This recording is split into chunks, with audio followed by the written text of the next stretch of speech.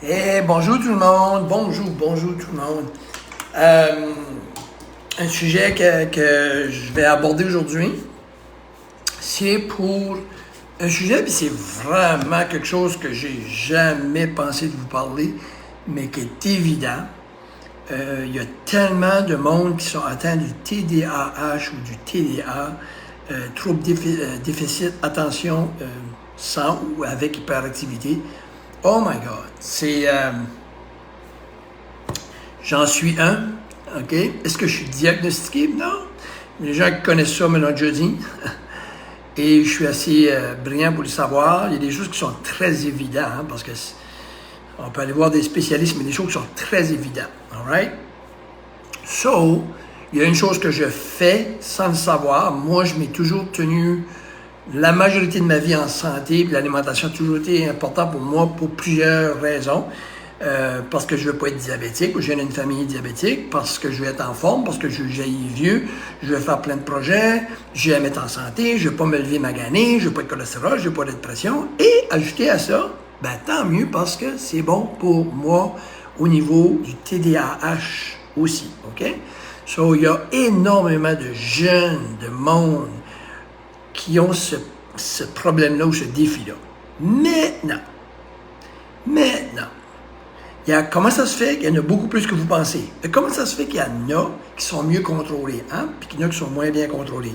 Oui, il y a les médicaments, mais si on ne prend pas les médicaments, comme ça dépend de l'intensité, mais si vous saviez l'importance de l'alimentation, c'est incroyable.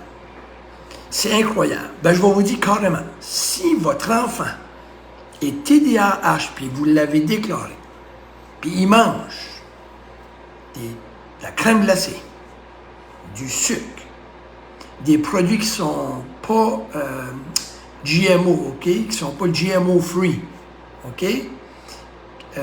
Qui veut dire qu'il y a du pesticide dedans, qui veut dire qu'il y a de la cochonnerie, OK? Puis qui mange des sucres, des imitations de sucre, comme des Splenda, pas du Splenda, excusez-moi, du Splenda c'est correct, du Stevia, du Twin, des energy drinks, OK, des fausses energy drinks, OK, pas à base de Stevia, à base de Splenda, avec toutes sortes de taurine, pis ci, pis ça, là. Les gens qui sont TDAH, ils vont à l'école, puis ils mangent du pain blanc, OK, des crackers, OK, des chips. Puis vous lui donnez ça, puis vous les mettez ça sur des médicaments, vous essayez de faire le mieux, votre enfant n'est pas concentré à l'école, je vais vous dire quelque chose. Changez leur alimentation carrément. Coupez les sucres, les liqueurs, les crèmes glacées. Vous allez remarquer un enfant qui va mieux dormir, un enfant qui va mieux écouter, qui va avoir une meilleure concentration. Ça va être le jour et la nuit. Et ça, je vous le garantis, qu'à la majorité d'entre vous qui m'écoutent, que vous dites non. Prenez votre enfant, puis éliminez tous les sucres raffinés. Donnez-leur des sucres qu'on appelle des lots ou des indices glycémiques basses, qui veut dire comme des fruits, des bleuets, des fraises, des framboises. Pas du sucre en canne, puis de la liqueur, puis de la caféine, puis etc. Caféine à éliminer, le sucre à éliminer. Là, vous allez me dire, oh, pauvre enfant. Pauvre enfant, oui, qui est à l'école, puis qui ne peut pas se concentrer, puis qui est frustré parce qu'il ne peut pas se focusser. Ça fait pitié. Parce qu'un enfant, il a de la misère à dormir parce qu'il a de l'anxiété le soir. Parce que le TDAH crée de l'anxiété. C'est souvent les enfants qui ont de l'anxiété, c'est créé par le TDAH. Mais là, on dit, c'est pas de sa faute, il y a le TDAH. All right. Si vous seriez alcoolique, puis on vous dit, OK, tu es alcoolique, puis tu bois, puis là, je te dis, c'est pas de ta faute, tu es alcoolique, mais tu bois de l'alcool. Quand tu es alcoolique, il faut que tu arrêtes de boire de l'alcool. Tu restes alcoolique à vie. Quand tu as un TDAH, tu es un TDAH ou un TDA, tu l'es. OK? Toute ta vie. OK? Mais qu'est-ce qu'on dit? On a deux options. C'est pas de sa faute, il est TDAH, il nous a à se concentrer, puis moi, je lui donne du sucre par-dessus ça. Puis je lui donne du sucre raffiné, puis des produits avec des OGM, puis des liqueurs, puis de la crème glacée. Ouais, mais il faut qu'il vive, l'enfant. Mais il n'y a pas de concentration, il va souffrir toute sa vie. on va blâmer le TDAH. Soit qu'on traite le TDAH, OK, qu'on fait le mieux qu'on peut. All right? Ça fait que moi, la question que j'ai pour vous comme parents, ou même si vous êtes un adulte, je vous dis, si vous me demandez de l'aide, je vais vous répondre ceci.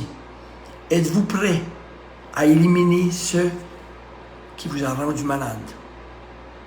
C'est la question que je vous pose. Si vous me dites, Guy, moi j'ai un problème de poids, j'ai un problème de santé, j'ai un TDAH, moi je vous demande, est-ce que vous êtes prêt, OK, à sacrifier ce qui vous amène dans un mauvais état pour l'enlever?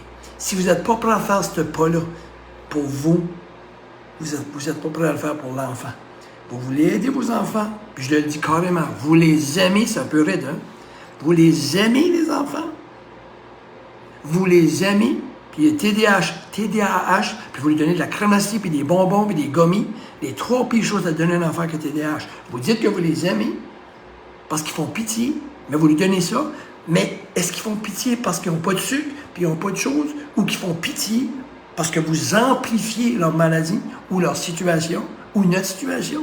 Parce que je pense que je suis un TDAH, mais my God, si vous pensez que je le suis, imaginez-vous si je mangerais mal. Ça serait l'enfer. Ça fait que ça m'aide beaucoup et ça peut aider d'autres mondes. Il y en a qui sont à différents levels. Mais il n'y a pas personne qui peut me convaincre que ça ne va pas aider. Mais si vous dites, ça ne change rien, ben, faites à votre tête si ça vous appartient. L'enfant ne vous appartient pas, mais c'est votre enfant. Mais vous l'avez, c'est votre sang. Vous l'aimez. Prenez-y soin. Aimez-les. Aimez-les comment? Aimez-les d'une bonne façon. Ce n'est pas du tough love. Non, c'est de la vraie amour. Si on aime nos enfants, si le médecin dirait qu'il faut que tu lui donnes une piqûre à tous les jours, mais l'enfant, il braille.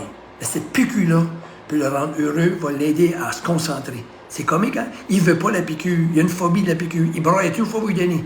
Vous lui donnez pareil. Parce que le médecin vous a dit que c'était bon. Mais là, vous n'allez pas lui donner la piqûre? Parce que vous allez dire, il fait mal. Vous lui donnez les piqûres, mais donnez-lui pas de sucre. Enlevez son sucre raffiné, enlevez sa crème glacée.